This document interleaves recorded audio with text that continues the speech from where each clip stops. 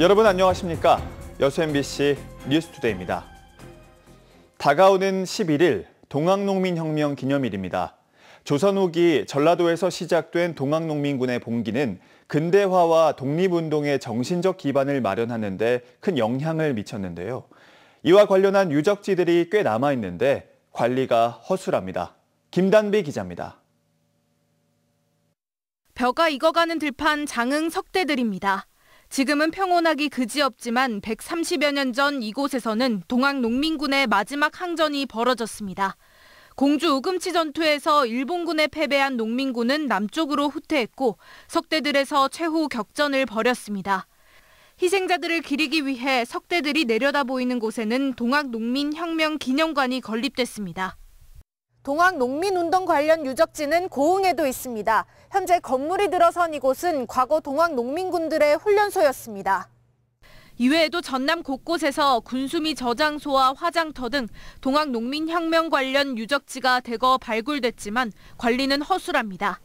동학농민혁명 기념재단의 유적지 현황에도 적지 않은 상당수가 누락돼 있습니다. 이제 2차 봉기가 끝난 이후에 공으로 다 내려오세요. 내려오셔가지고 일부는 잡히셔가지고 처형이 되고 이게 처형장도 있고 그 다음에 피신을 했던 섬에 있는 동굴이라든지. 문제는 이뿐만이 아닙니다.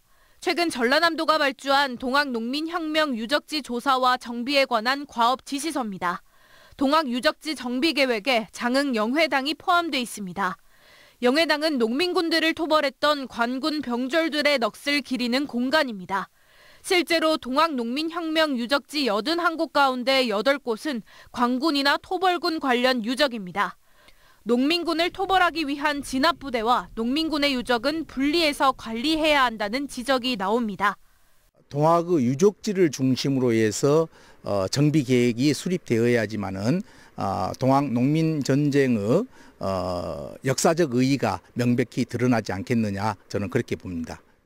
또 농민 주도의 민족운동을 넘어 동학농민혁명을 항일 독립운동의 시초로 삼고 이를 계승하기 위한 노력과 관심이 필요하다는 목소리도 제기됩니다. MBC 뉴스 김단비입니다. 전라남도가 에너지 산업 글로벌 시장 확대를 위해 지난 4월 인도네시아에 파견한 시장 개척단이 5만 달러 규모의 수출 계약을 했습니다.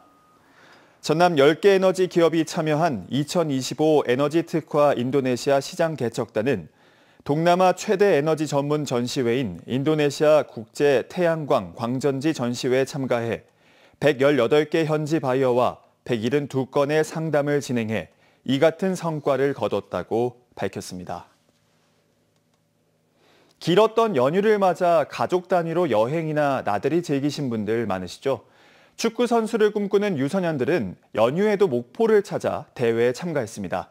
최다운 기자가 현장에 다녀왔습니다. 이슬비가 부슬부슬 내리는 연휴 마지막 날. 젖은 잔디 위로 초등학생 꿈나무 축구 선수들이 공을 쫓습니다. 서로를 향한 몸싸움도 넘어지는 것도 아랑곳하지 않습니다. 열띤 모습을 보여주는 아이들을 향해 학부모들도 응원전을 펼칩니다. 목포 국제축구센터에서 열린 꿈나무 스토브리그. 연휴를 맞아 열린 스토브리그에는 전국에서 14개 팀, 470여 명의 선수들이 참가했습니다. 일반적인 스토브리그의 경우 숙박업소를 이용하고 식당을 따로 예약해야 하는 등 불편한 점이 많은 반면 축구센터는 학부모들이 안심할 수 있는 숙박시설은 물론 맞춤형 식단 등이 인기를 끌고 있습니다. 목포국제축구센터가 아이들 숙소부터 시작해서 식사도 그렇고 축구할 수 있는 환경이 너무 잘 돼 있는 것 같습니다. 네. 목포에서는 그 항 쪽에 수산물 쪽이 그쪽에서 이제 부모님들끼리 이제 모임도 많이 갖게 되고 다른 쪽 대회 나갔을 때보다는 좀 더 친목을 도모하는 일이 많게 되는 게. 감독과 코치, 선수는 물론 학부모들로부터 시설에 대한 만족도가 높아지면서 축구센터는 대규모 대회 유치에 나서고 있습니다. 6월 달에 한 120개 팀이 참여하는 유소년 국제축구대회가 있고요. 그다음에 8월 달에 중학교, 고등학교 스토브리그를 개최할 예정에 있으며 또 하키, 육상, 축구 등. 이번 스토브리그 대회를 통해 5천여만 원의 매출을 올린 국제축구센터. 수익구조 다변화를 위해 하키 등 축구 이외의 다른 종목 유치에도 도전하고 있습니다. MBC 뉴스 최다훈입니다. 광주시와 유엔인권 최고대표사무소 등 국제기구가 공동 주최하는 세계인권 도시 포럼이 오는 15일부터 사흘간 김대중 컨벤션센터에서 열립니다. 올해 포럼 주제는 평화와 연대, 전쟁과 폭력에 저항하는 인권 도시로 세계 인권운동가 등 600여 명이 참가합니다. 포럼은 여성이나 이주 등을 주제로 한 주제별 회의와 인권 정책 사례를 공유하는 인권 연수, 미얀마에서 활동 중인 인권운동가와 대화 등으로 이루어집니다. 모처럼 긴 연휴를 맞아 지역 자영업자들은 오랜만에 대목을 꿈꿨는데요. 그런데 국내 여행객이 줄고 소비 심리도 얼어붙으면서 기대는 실망으로 바뀌었습니다. 최황지 기자입니다. 여수의 대표 수산시장 중 하나입니다. 대목이라고 볼 수 없을 정도로 한산한 모습이지만 상인들은 이마저도 반갑습니다. 평소에는 지나다니는 손님조차 거의 없기 때문입니다. 오늘까지 연휴 이제 마지막 날인데 조금 있긴 있어도 그렇게 많진 않아요. 이제 저희들이 기대한 만큼은 많진 않았는데 그래도 좀 연휴니까 나았죠, 평소보다. 상인들이 경기 불황을 실감하는 건 손님들의 지갑 사정 때문입니다. 여수의 대표 특산품인 갓김치, 여행객들에게 선물용으로 인기가 많았는데 최근 포장 주문량이 급격히 줄었습니다.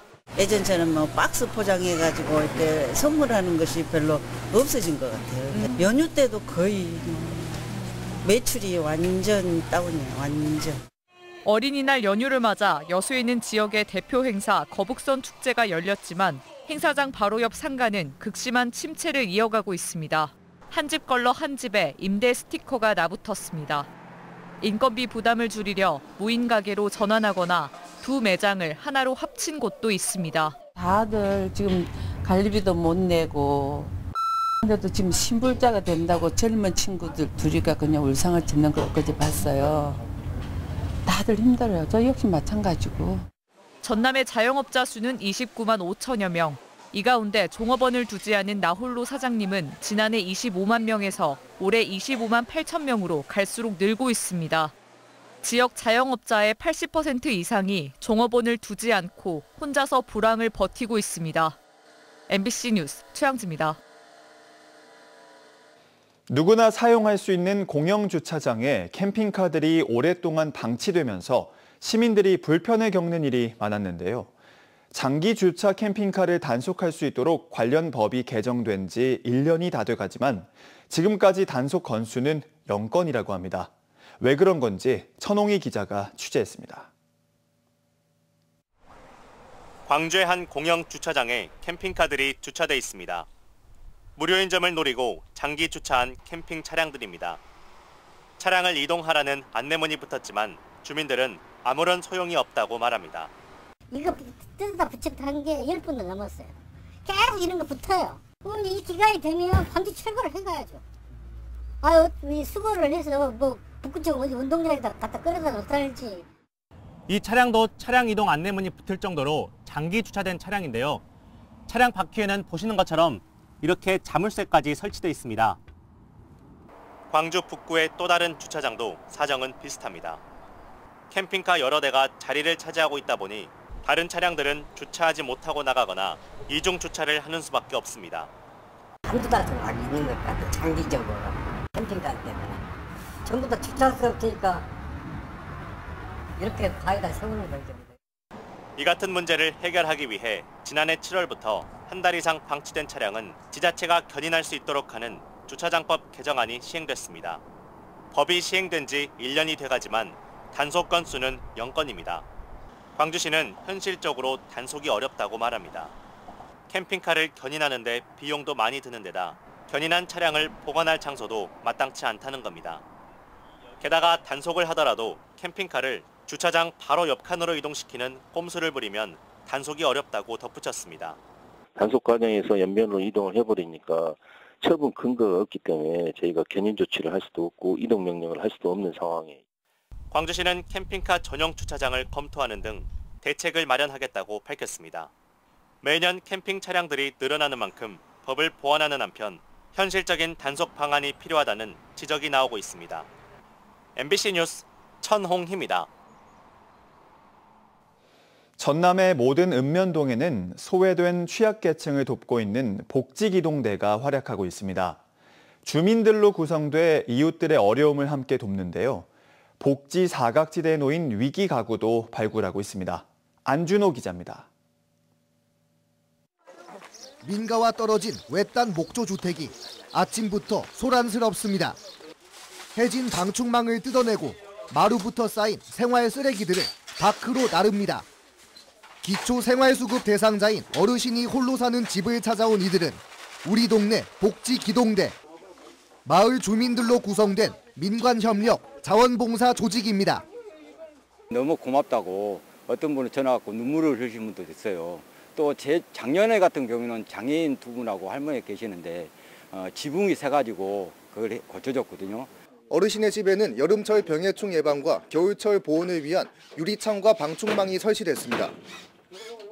지역 소방대원들도 함께 모여 화재 안전 점검을 거들었습니다. 바람을 등지고 아니면은 대피로를 등지고 이제 그쪽 그 화재하는 방향을 향해서 노즐을 잡고요. 그리고 이제 핀을 뽑고 그리고 이제 손잡이를 움켜쥐시면은 적적한 일상 속 찾아온 이들의 도움에 어르신은 눈물까지 보입니다. 그냥 너무 감사해서 눈물만 나오죠. 말할 수가 없죠. 그래서 이제 입맛이 없어도 식구가 있으면 자녀들이라도 있으면 얼른 일나서 내가 밥을 해 먹여야 되겠다 이러든지 할 텐데. 도내 22개 시군 297개의 모든 읍면동에 모두 4,700여 명의 대원으로 구성된 우리 동네 복지기동대. 생활 불편 개선을 지원하는 동시에 고립된 위기 가구까지 찾아내 복지 사각지대 해소에 기여하고 있습니다. 실제로 이들이 지원한 가구는 도입 첫 해 12,000여 곳에서 작년에는 7만 5천여 가구를 기록하며 해마다 증가했습니다. 생활 불편이 생겼을 때 이제 그 멀리 있는 자녀들이 아니라 가까운 이웃들한테 도움을 받을 수 있고. 전라남도는 올해 우리 동네 복지기동대의 사업비로 총 108억 원을 편성해 지원 대상 가구를 늘릴 예정입니다. 또 전기와 보일러 등 수리 분야 전문가도 추가 위촉해 복지기동대원을 5,000명까지 확충하기로 했습니다. MBC 뉴스 안준호입니다. 권영국 민주노동당 대선 후보가 광주를 찾아 내란 세력의 근원인 낡은 기득권 정치를 해체해야 한다고 말했습니다. 권 후보는 어제 오전 국립 5.18 민주묘지를 참배한 뒤 진정한 내란 청산은 양극단 정치로 갈라진 대한민국을 통합하는 것에서 시작한다며 이같이 밝혔습니다. 이어 광주 5월 정신 등을 새기는 것이 바로 진보라며 광장의 목소리를 되살리겠다고 강조했습니다. 광주지방변호사회는 더불어민주당 이재명 대선 후보에 대한 대법원의 파기환송 판결은 절차적 정의의 원칙을 무너뜨린 것이라고 주장했습니다. 변호사회는 어제 성명을 내고 사법의 정당성은 과정이 공정하며 법 원칙에 부합한가에 달려있다며 대법원 판단은 성급히 결론 내린 점에서 기본 명제를 훼손했다고 비판했습니다. 그러면서 정치적 목적에 따른 표적 재판이 아닌가 오해를 자초했다며 서울고법의 파기환송심 절차 진행이 이례적이라 의문이 크다고 밝혔습니다. 지난 5일 완도의 한 리조트에서 일산화탄소 누출 사고가 발생한 것과 관련해 전라남도가 관광 숙박시설 4,100여 곳에 대해 특별 안전 점검에 들어갔습니다. 전남도는 특히 객실을 100개 이상 보유한 관광 숙박시설 19곳의 경우 도와 시군, 소방본부, 한국가스안전공사가 합동으로 5월 말까지 안전점검을 실시하고 소규모 400여 곳은 시군이 자체적으로 안전점검을 실시하기로 했습니다.